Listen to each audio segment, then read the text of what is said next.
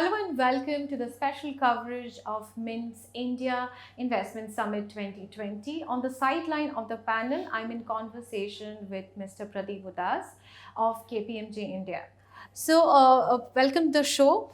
Thank you. So we wanted to, ask you about what's your outlook on the startup funding in India. So if you look at globally, if you do comparison globally, India has done well, and I think it's start turning the corner. I mean, there were times when we were not even a fraction of the funding that would come to Silicon Valley, or for that matter, in Beijing, China, right? But now I think we're climbing there, largely because there have been some unicorns that have come out in India, which has raised the investors' interest and say, hey, India can actually do beyond just service companies. They can actually build products, they can build new business models, which can be very valuable not only for Indian market, but global relevance is there on those. So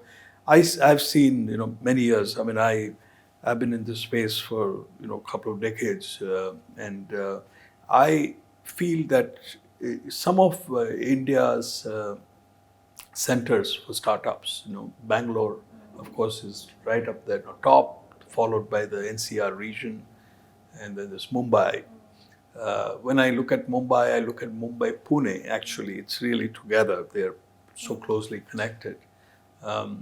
Mumbai has had a challenge that some good institutions are there, like IITs, but some startups come here and then they move to Bangalore, Hyderabad. Mainly because of the real estate cost being. So we'll talk about the region-wide startup funding, but before that, I wanted to kind of understand that after the liquidity crisis, because of some defaults in the last few years back, there was a lot of liquidity drying up in the entire system.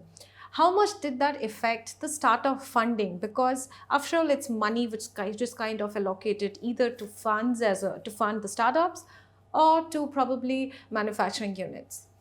I think the relationship is much less than what one would think, because startup funding by its nature is a risk capital of a different degree, and people come to startups more for the getting the multiples, and startups are also by its very nature, it's in more the industries of today and future. So, normally people have different budgets. Okay, so I don't think the liquidity crisis affected startup funding per se. Yes, the lot of capital which was maybe available and startups would do that, but it had to do with the startups. When the downturn happened, during some internet bubble burst or some other things, it had to do with the startup ecosystem rather than overall liquidity crisis. So, shifting focus to the region-wise startup funding that you mentioned, you rightly pointed out Maharashtra, which is, of course, Mumbai is the financial capital. Stock markets are here. There are a lot of PE firms here. But what is your idea about the Maharashtra startup funding? So I think Mumbai is really poised now. Whatever the reasons, I think some things are going to change. To be in the global league, I really believe, not only comparing within India, for a number of reasons. Mumbai has always had as a kind of a market, so if you look at fintech, financial institutions are here.